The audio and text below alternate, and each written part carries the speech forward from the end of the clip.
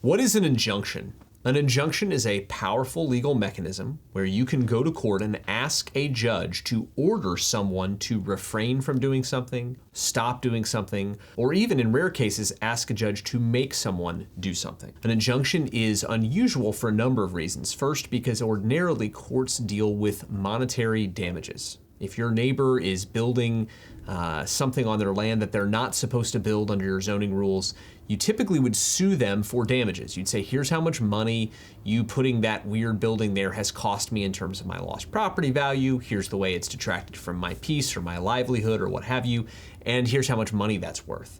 But an injunction is where you go to court and you say, judge, make him stop, make him tear down the building, make him refrain from putting something there.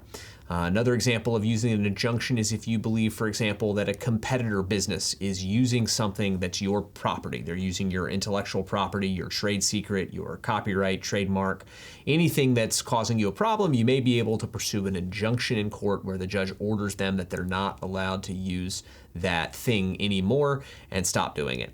Injunctions are very difficult in the law. They require that you prove a number of things. They require that you prove that you can't be adequately compensated with money. So you have to show that this is something that's such a big deal that money won't make up for it, that you will be irreparably harmed, that there's a way that it will damage you permanently, that the balance of equities and the public interest is in the favor of giving you the injunction rather than not giving you the injunction.